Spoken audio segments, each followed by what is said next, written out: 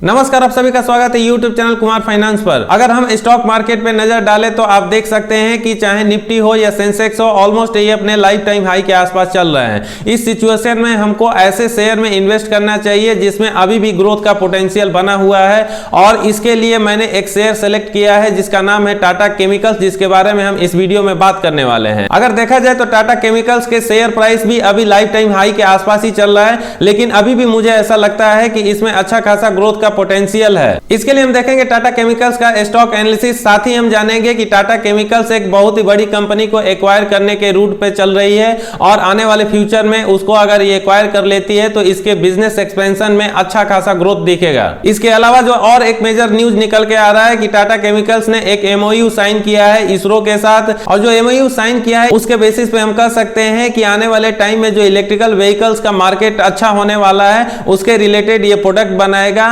इसलिए यहां पे भी एक अच्छा खासा ग्रोथ की पॉसिबिलिटी दिख रही है। टाटा केमिकल्स का पास्ट परफॉर्मेंस कैसा रहा है, चाहे इसके बिजनेस ग्रोथ में हो या इसने कितना रिटर्न दिया है अपने शेयर होल्डर्स को, इसका बिजनेस एक्सपेंशन प्लान क्या है, और जो इसने एमओयू साइन किया है इसरो के साथ उससे इसको कैसे बेनिफिट मिलेगा, ये सारी चीजें इस वीडियो में हम देखेंगे। तो आइए स्टार्ट करते हैं ये वीडियो।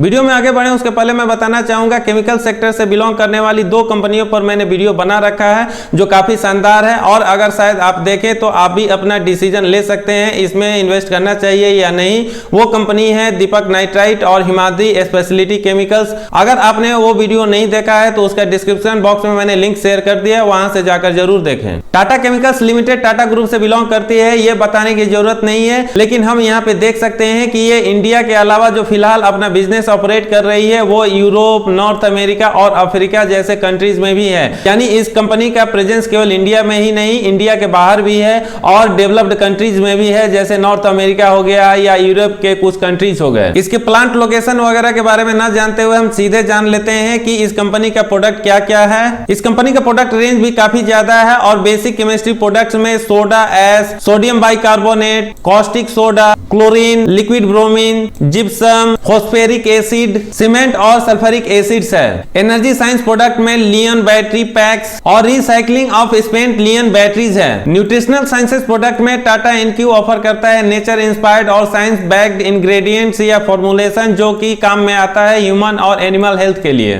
मटेरियल साइंसेस प्रोडक्ट पे अगर हम नजर दौड़ाएं तो नैनो जिंक ऑक्साइड और स्पेशलिटी सिलिका जैसा प्रोडक्ट सप्लाई करता है, जबकि एग्रो साइंसेस प्रोडक्ट में ये क्रॉप प्रोटेक्शन और हाइब्रिड सीड्स जैसे प्रोडक्ट सप्लाई करता है। तो यहाँ पे समझा जा सकता है कि इस कंपनी के पास जो प्रोडक्ट का रेंज है वो काफी वाइड है और काफी अच्छा है। आगे बढ़ते हुए अब हम देख लेते हैं इसका स्टॉक एनालिसिस कैसा है, पिछले कुछ सालों में इसका परफॉर्मेंस कैसा रहा है। टाटा केमिकल्स के पास्ट परफॉर्मेंस में हम इसके मेजर एस्पेक्ट को ही कवर करेंगे, क्योंकि अगर हर एस्पेक्ट को हम कवर करने लगे तो वीडियो का लेंथ काफी ज्यादा हो जाएगा और शायद लोगों के लिए बोरिंग हो जाएगा। लेकिन पर्सनली मैं आप सभी को बोलूंगा कि जब भी आप इन्वेस्ट करने के बारे में सोचे इस कंपनी के शेयर के बारे में या ऐसे किसी भी शेयर के बारे में, तो आप पूरा एनालिसिस जरूर करें। सबसे पहले हम नजर डालते हैं प्रॉफिट एंड लॉस स्टेटमेंट पे, और यहाँ पे दिया हुआ है मार्च 2009 से लेकर मार्च 2020 तक का डेटा। इसमें हम सेल्स देखेंगे क्योंकि ये एक की रोल प्ले करता है किसी भी कंपनी के परफॉर्मेंस में। मार्च 2009 में इस कंपनी का सेल्स 4,847 करोड़ का हुआ करता था, जो हर एनुअल में ये बढ़ते जा रहा है, और फाइनली मार्च 2020 में 9,637 करोड़ का हो जाता है।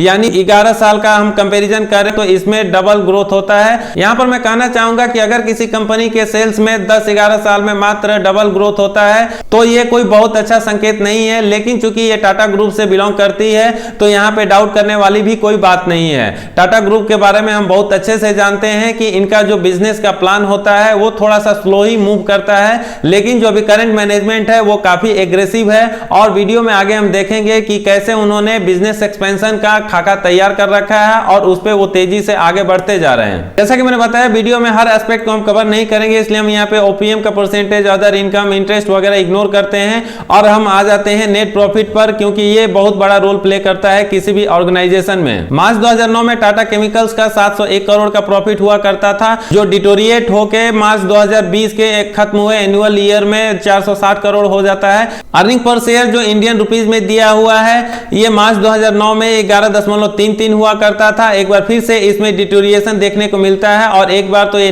निगेटिव हो जाता है और फाइनली मार्च 2020 में खत्म हुए एनुअल ईयर में ये 4.99 हो जाता है। डिविडेंड पे आउट का परसेंटेज अगर हम देखें तो यहाँ पे ठीक ठाक नजर आ रहा है, क्योंकि मार्च 2009 में इसने 15% का डिविडेंड पे आउट दिया था, वहीं पर इसमें बढ़ोतरी देखने को मिलती है। 2010 में 32%, 2011 में 49%, बीच में एक बार निगेटिव हो जाता है, लेकिन मार्च 2020 में इसमें 54% का डिविडेंड पे आउट होता है। टाटा केमिकल्स का अगर हम कंपाउंडेड सेल्स ग्रोथ देखें तो इसने 3 साल में 12% का ग्रोथ दिखाया है, 5 साल में 4% का, 10 साल में 5% का। कंपाउंडेड प्रॉफिट ग्रोथ पे अगर हम नजर डालें तो 3 साल में इस कंपनी ने 12% प्रॉफिट अर्न किया है, 5 साल में 12%, 10 साल में 4%। यहां पर हम कह सकते हैं कि अगर कंपाउंडेड सेल्स ग्रोथ या कंपाउंडेड प्रॉफिट ग्रोथ देखें तो 5 साल या 10 साल का जो डेटा दिया हुआ है वो सेटिस्फैक्टरी नहीं है और ये बिलो एवरेज है, लेकिन ये टाटा ग्रुप से बिलोंग करती है और इसका फ्यूचर प्लान काफी जबरदस्त दिख रहा है, इसलिए फिलहाल हम इसको इग्नोर करते हैं और वीडियो में आगे बढ़ते हैं। स्टॉक प्राइस CAGR देखें तो 1 साल में इस कंपनी ने बहुत ही शानदार रिटर्न दिया अपने इन्वेस्टर्स को, ये करीब 59% है, 3 साल में 24% है, 5 साल में 37% है, 10 साल में 20% है। हम यहां पर कह सकते हैं कि कंपनी ने अपने सेल्स ग्रोथ या प्रॉफिट ग्रोथ में तो बहुत ज्यादा अच्छा प्रदर्शन नहीं किया है, लेकिन स्टॉक प्राइस CAGR जो इसके शेयर इन्वेस्टर्स के लिए है, इसमें कंपनी ने काफी शानदार परफॉर्मेंस दिया है, इसलिए इस शेयर में इन्वेस्ट करने के बारे में सोचा जा सकता है। रिटर्न ऑन इक्विटी पे नजर डालें तो 3 साल में इस कंपनी ने 7% दिया है, 5 साल में 6% दिया है, 10 साल में 7% दिया है। टाटा केमिकल्स के बैलेंस शीट पर अगर हम नजर डालें तो एक बार फिर से यहाँ पे जो डेटा दिया हुआ है मार्च 2009 से लेकर सितंबर 2020 तक का दिया हुआ है, लेकिन हम यहाँ पे कंपैरिजन करके देखेंगे मार्च 2009 से लेकर मार्च 2020 तक, क्योंकि हम यहाँ पे एनुअल इवैल्यूएशन कर रहे हैं और स्टॉक एनालिसिस कर रहे हैं। इसमें मेजर जो 2 एस्पेक्ट होता है रिजर्व्स और बोरोइंग्स, वही हम देखेंगे। रिजर्व्स इसका मार्च 2009 में 3,591 करोड़ का हुआ करता था और ये धीरे धीरे बढ़ते बढ़ते मार्च 2020 में 13,723 करोड़ हो जाता है, यानी रिजर्व्स में इस कंपनी ने अच्छा खासा ग्रोथ दिखाया है और ऑलमोस्ट ये 3 टाइम्स हो रहा है। बोरोइंग्स जो अमूमन हर कंपनी करती है यानी कर्ज लेती है, इस पे अगर हम नजर डालें तो मार्च 2009 में 2431 करोड़ का इस पे कर्ज हुआ करता था, जो धीरे धीरे इस कंपनी ने डिटोरिएट किया है। मार्च 2010 में 1797 करोड़, मार्च 2011 में 1041 करोड़, फिर इसमें फ्लक्चुएशन देखने को मिलता है, कभी 1438 करोड़, कभी 1324 करोड़ और फाइनली मार्च 2020 में इस कंपनी के पास बोरोइंग है 1548 करोड़ का है। यहां पर हम कह सकते हैं कि मार्च 2009 से अगर मार्च 2020 का कंपैरिजन करें तो कंपनी ने अच्छा खासा काम किया है अपना कर्ज को रिड्यूस करने में और काफी हद तक इसमें सफल भी रही है। शेयर होल्डिंग पैटर्न में दिसंबर 2017 से लेकर सितंबर 2020 तक का डेटा दिया हुआ है। प्रोमोटर्स की होल्डिंग पे नजर डाले तो दिसंबर 2017 में 35.60% हुआ करता था, ऑलमोस्ट ये कांस्टेंट रहता है और सितंबर 2020 में थोड़ा सा डिटोरिएशन देखने को मिलता है और ये 34.70% हो जाता है। FIIs के होल्डिंग पे अगर नजर डाले तो ये दिसंबर 2017 में 18.82% हुआ करता था, इसमें बीच में बढ़ोतरी देखने को मिलती है 22.73%, 24.72%, 26.04% और फाइनली सितंबर 2020 में FIIs का होल्डिंग 21.65% हो जाता है, यानी यहां पर हम कह सकते हैं कि FIIs का होल्डिंग में बढ़ोतरी देखने को मिल रही है। DIIs की होल्डिंग पे अगर गौर करें तो दिसंबर 2017 में 17.27% हुआ करता था, जो बीच में बढ़ता घटता रहता है और सितंबर 2020 में 17.69% रहता है, यानी ऑलमोस्ट कांस्टेंट रहता है। होल्डिंग पैटर्न में फाइनली हम देख लेते हैं पब्लिक की होल्डिंग, जिसमें रिटेल इन्वेस्टर्स भी आते हैं। दिसंबर 2017 में इसमें 28.31% का होल्डिंग हुआ करता था पब्लिक का, इसमें थोड़ा सा फ्लक्चुएशन देखने को मिल रहा है या कह सकते हैं डिटोरिएशन देखने को मिल रहा है और ये सितंबर 2020 में 25.95% हो जाता है। यहां पर यह जानना जरूरी है कि पब्लिक की होल्डिंग डिक्रीज तो हुई है, लेकिन DIIs की होल्डिंग हो या FIIs की होल्डिंग हो, इसमें थोड़ा सा बढ़ोतरी देखने को मिल रहा है, यानी FIIs हो या DIIs हो, उनका ट्रस्ट अभी बना हुआ है या उसमें थोड़ी बढ़ोतरी ही देखने को मिल रही है। तो यहां पर हम कह सकते हैं कि होल्डिंग पैटर्न को अगर कंसीडर किया जाए तो ये कंपनी फंडामेंटली अच्छा दिख रही है। स्टॉक एनालिसिस में आगे बढ़ते हैं, हम देख लेते हैं इसका प्रॉस एंड कॉन्स क्या है। टाटा केमिकल्स के एनालिसिस में 2 प्रॉस निकल के आ रहा है। एक, कंपनी ऑलमोस्ट डेट फ्री है, यानी कंपनी पे या तो बहुत मामूली कर्ज है या नहीं है। दूसरा, ये कंपनी हेल्दी डिविडेंड देते आ रही है जिसका परसेंटेज 40.90% है। कॉन्स पे नजर डाले तो इसमें 3 चीजें सामने निकल के आ रही है। पहला ये कि स्टॉक का जो अभी करंट मार्केट प्राइस है वो इसके बुक वैल्यू से 4.05 टाइम्स ज्यादा है। कंपनी पिछले 5 साल में पुअर ग्रोथ रिपोर्ट की है जो करीब 3.81% है। कंपनी का रिटर्न ऑन इक्विटी जैसा कि हमने देखा ये काफी लो दिख रहा है पिछले 3 साल के बेसिस पे, और ये करीब 6.71% आ रहा है। आगे बढ़ते हुए हम देख लेते हैं टाटा केमिकल्स ने एक्चुअली कितना परसेंट दिया है रिटर्न अपने शेयर होल्डर्स को। मैं आ गया हूं अब टिकट टेप के वेबसाइट पर, जहां पर आप देख सकते हैं कि जो इसका करंट मार्केट प्राइस चल रहा है वो करीब 542 रुपया के आसपास चल रहा है। और अगर हम पिछले 1 साल का रिटर्न देखें तो पिछले 1 साल में इस कंपनी ने ऑलमोस्ट 80% का रिटर्न दिया अपने शेयर होल्डर्स को,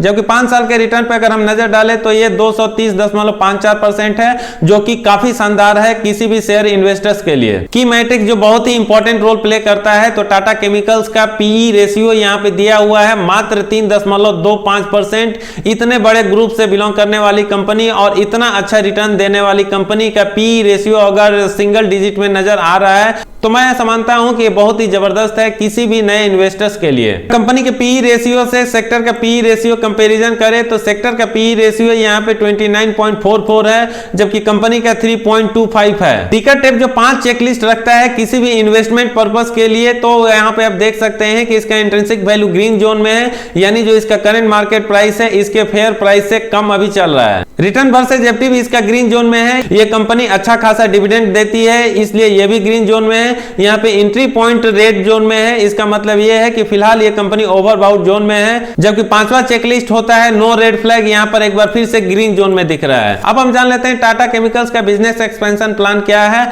जिसके बेसिस पे ये कंपनी काफी तेजी से आगे बढ़ रही है। जिसमें पहला न्यूज है कि Tata chemicals and ISRO science MoU for lithium ion battery tech will help EV growth in India. यानी टाटा केमिकल्स इसरो के साथ एक एमओयू साइन किया है, जिसमें Tata chemicals lithium ion battery technology supply करेगा इसरो को, जो कि आने वाले टाइम में इलेक्ट्रिकल व्हीकल के लिए काफी इंपॉर्टेंट रोल प्ले करेगा। दूसरा जो टाटा केमिकल्स के एक्सपेंशन प्लान में आ रहा है, ये बहुत ही तेजी से काम कर रहे हैं इस प्लान पर कि आने वाले टाइम में लिथियम आयन सेल्स बैटरी का प्रोडक्शन किया जाए और मार्केट में सप्लाई किया जाए। यहां पर ऐसा भी माना जा रहा है कि टाटा केमिकल्स अगर ये प्रोडक्ट मैन्युफैक्चरिंग करती है और सप्लाई करती है तो ऑलमोस्ट इसको 18,000 करोड़ के आसपास सब्सिडी मिलने वाला है गवर्नमेंट की तरफ से, क्योंकि पहले भी हम बात कर चुके हैं कि गवर्नमेंट बहुत सारे सब्सिडी हो या ऑफर हो ऐसे प्रोडक्ट और कंपनीज को दे रही है जो इलेक्ट्रिकल व्हीकल रिलेटेड है। यहां पर अगर हम समझने की कोशिश करें तो टाटा केमिकल्स जो इलेक्ट्रिकल व्हीकल रिलेटेड प्रोडक्ट बनाने वाला है वो तो उसको एक्चुअल रेट पर सेल करेगा ही, यानी एमआरपी पर सेल करेगा, साथ ही उसको अच्छा खासा सब्सिडी भी मिलेगा गवर्नमेंट की तरफ से, जो फाइनली इसके प्रॉफिट मार्जिन में रिफ्लेक्ट होगा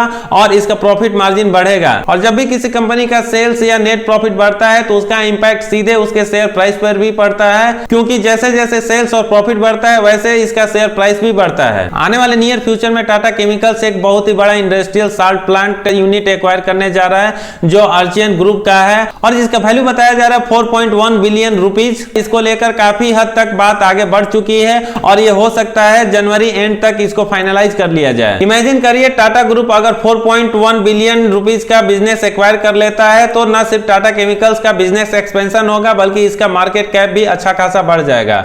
ये रहे 3 जबरदस्त न्यूज जिसके बेसिस पे मैं ऐसा कह सकता हूं कि आने वाले फ्यूचर में टाटा केमिकल्स के शेयर में भारी उछाल देखने को मिलेगा, और अगर कोई इसमें इन्वेस्ट करता है तो उसको भी अच्छा खासा इसमें रिटर्न मिलेगा, ऐसा फिलहाल कहा जा सकता है। यहां पर मैं बिल्कुल भी ये सजेस्ट या रिकमेंड नहीं करता कि कल ही जाकर इसके शेयर में आप अपना पैसा इन्वेस्ट करें। आप अपना खुद का एनालिसिस करें, रिसर्च करें, उसके बाद अपना डिसीजन लें, क्योंकि ये वीडियो केवल इंफॉर्मेशन और नॉलेज शेयरिंग पर्पस से बनाया गया है ताकि आपके दिमाग में ये रहे। वीडियो के आखिर में कहना चाहूंगा, अगर चैनल को आपने अब तक सब्सक्राइब नहीं किया है और आपको मेरा काम पसंद आता है तो चैनल को सब्सक्राइब करके बेल आइकन का बटन जरूर प्रेस करें। ये वीडियो कैसा लगा कमेंट करके जरूर बताएं। साथ ही अगर आपको पसंद आया तो लाइक का बटन स्मैश करें और अपनों के साथ शेयर करें। धन्यवाद। जय हिंद।